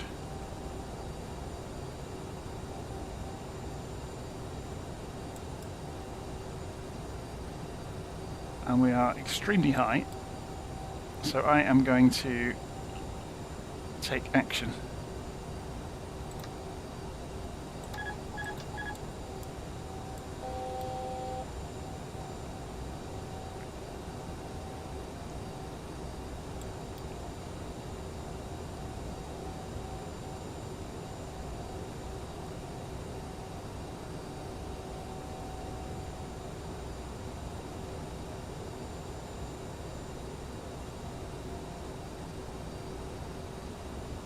What are the flap max speeds in this thing? Does anybody know? We're about to find out. Captain, cabin is ready. Ladies and gentlemen, as we begin our final approach into Salt Lake City, we kindly ask that you turn off all electronic devices and stow them until we've arrived at the gate. Please ensure your tray tables are put away, your seats are in their full upright position, and your seat belts are fastened. Our friendly staff on the ground will provide you with information regarding your connecting flights. Thank you for your cooperation.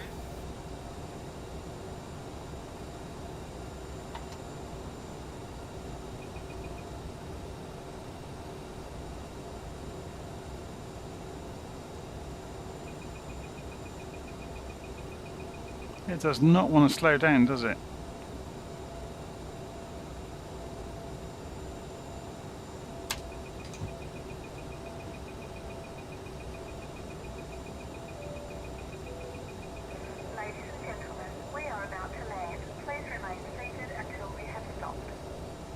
Apologies for the unconventional approach.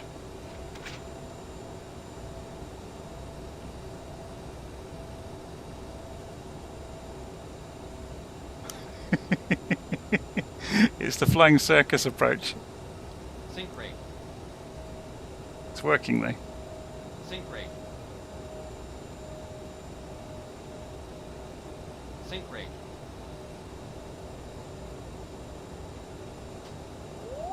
Pull up.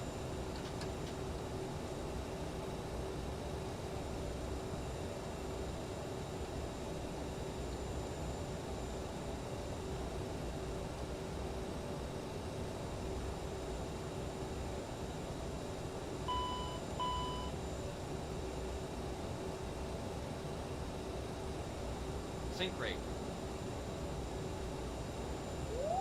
Pull. 5, 4, 3,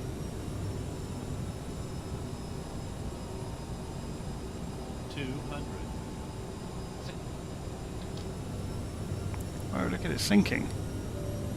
Sync rate. 50, 40, 30. We're about to take the wheels off. And now it's climbing. It's a very bizarre aeroplane, isn't it? Either the throttle wasn't responding then, or it suddenly raced. That's weird. I might do a go around, you know. Actually, no, we'll wait. I'll get off the SayIntentions flight. And then we're going to go back out and do a test circuit. I want to try that. That was really odd the way it behaved.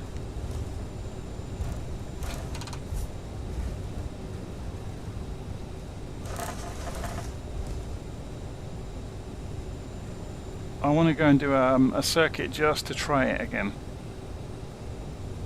Virtual 001, welcome to Salt Lake. Contact ground on 121.9er. Contacting ground 121.9, virtual 001. Ladies and gentlemen, welcome to Salt Lake City.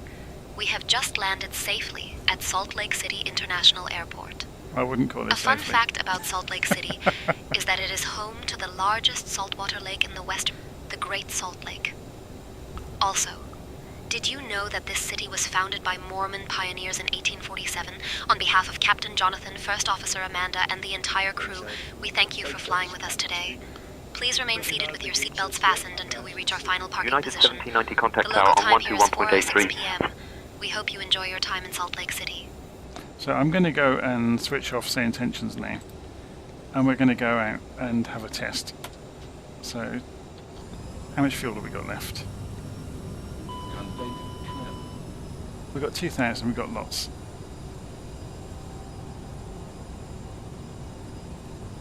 So we're going to loop back round to the start of that runway and do a touch and go.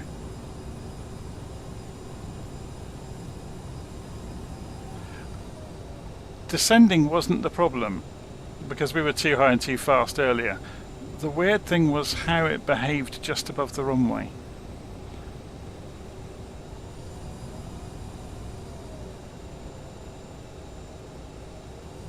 It suddenly sank. Either it sank or the engine started to race. It was very, very odd. Which is why I'm going to go and have a practice. Just have a quick circuit of the airfield. The place to practice would be Isafjorda, wouldn't it? Maybe we'll do that. We'll take it over there. I'll have a quick practice here first.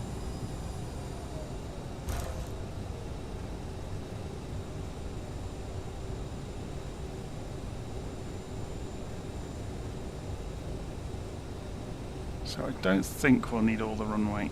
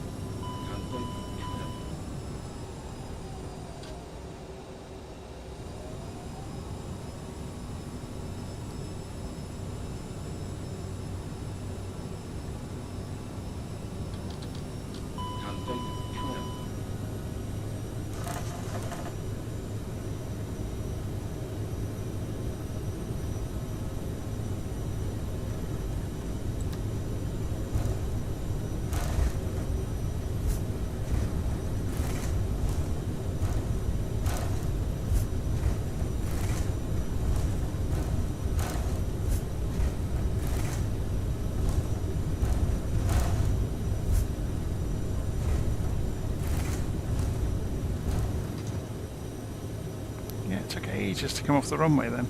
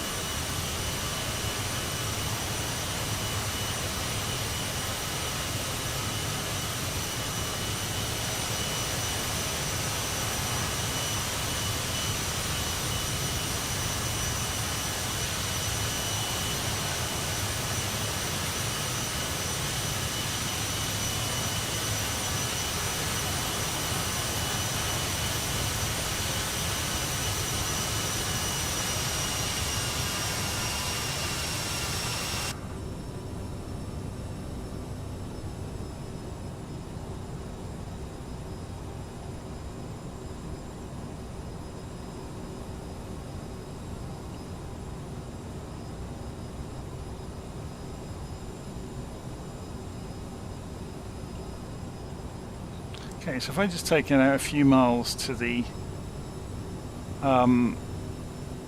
south of the airfield and bring it back in again.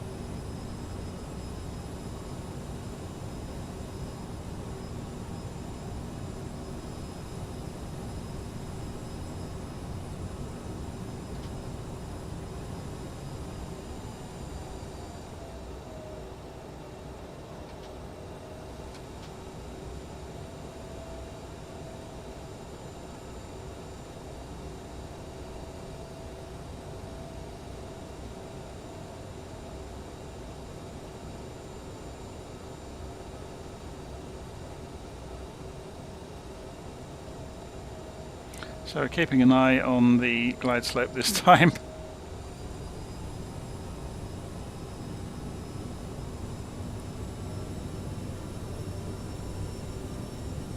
Its sweet spot seems to be about 130, 140 knots. We've gone low, look. It's sinking. As soon as I got below 140 knots, it really didn't like it and started to fall.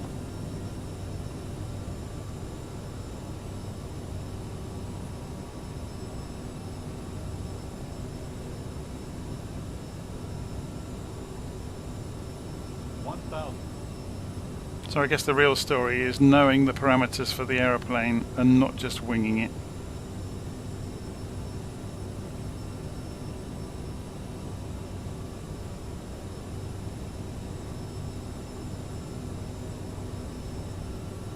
It's sinking again. As soon as I got below 140 knots, it started to sink dramatically. And it's doing it now. Look, you can actually visually see it sinking.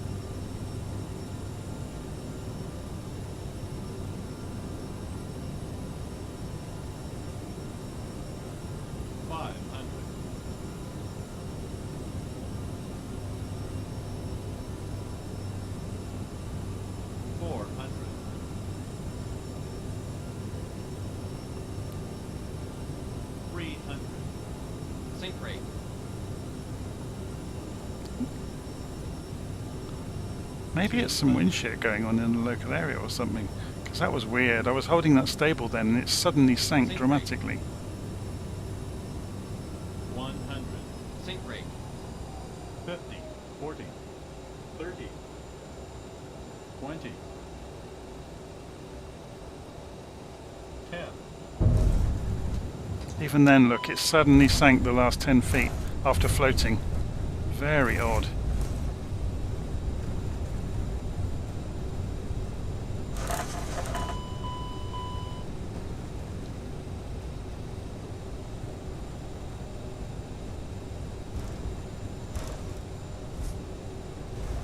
But on approach, it was like on a knife edge of either sinking or maintaining lift.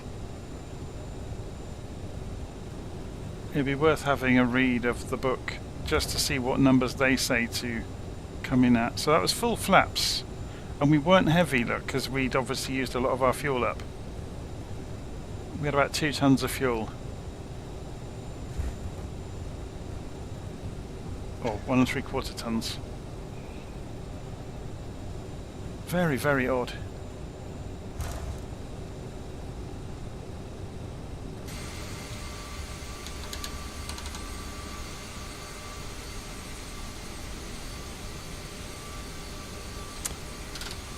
That's interesting, the spoilers aren't coming back off.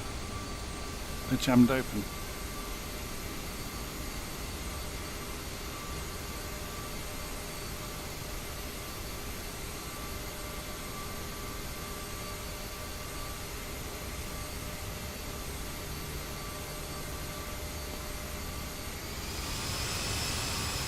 So just for the benefit of people who haven't seen it yet, I'm going to go and reopen SayIntentions.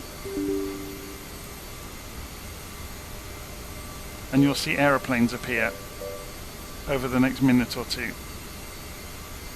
So if I press Shift and X, and then Alt 7,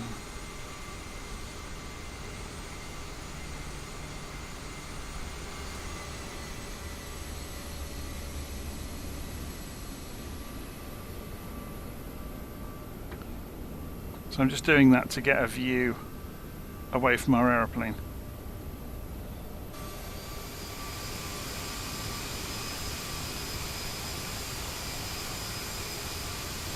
Because SayIntentions has an ability now that they call Living World, I think, where it's injecting traffic into the simulator, and each of those aeroplanes can be heard communicating with ATC.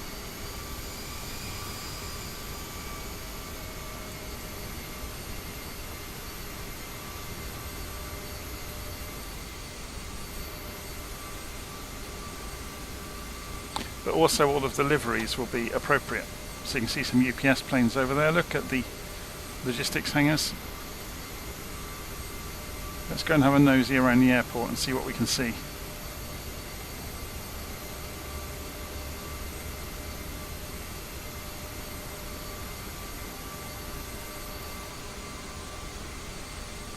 And obviously if we stay on the ground frequency, we'll hear them talking when they're taxiing around.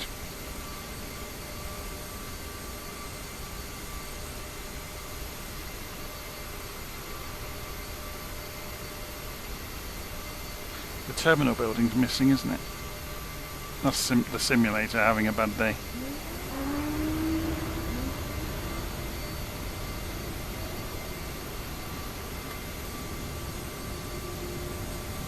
Delta 1088 ready for pushback. So they're deltas. Yeah, there's a delta pushing back there, look. Pushback and start approved. Delta 1088.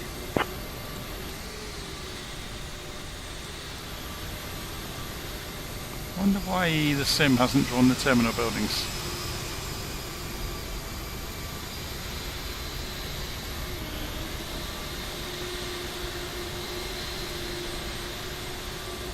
That's just going to be a static plane from the sim that shouldn't be there.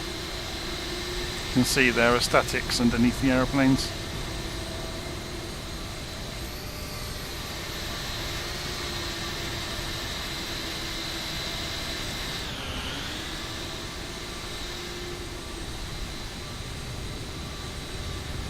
So he'll probably get taxi instruction in a moment. Kansas 87 is cleared to Los Angeles by the FFU9 departure. Then is filed. Climb and maintain 8,000.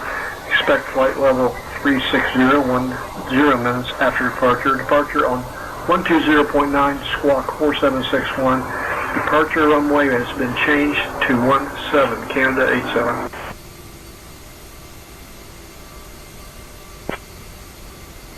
Ground Delta 1421, IFR to Chicago O'Hare.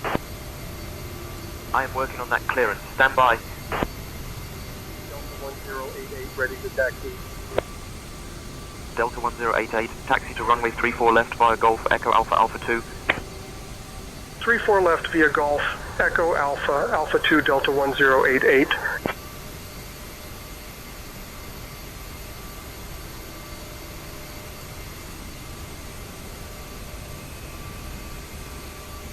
Yeah, it's a shame the buildings are missing, isn't it?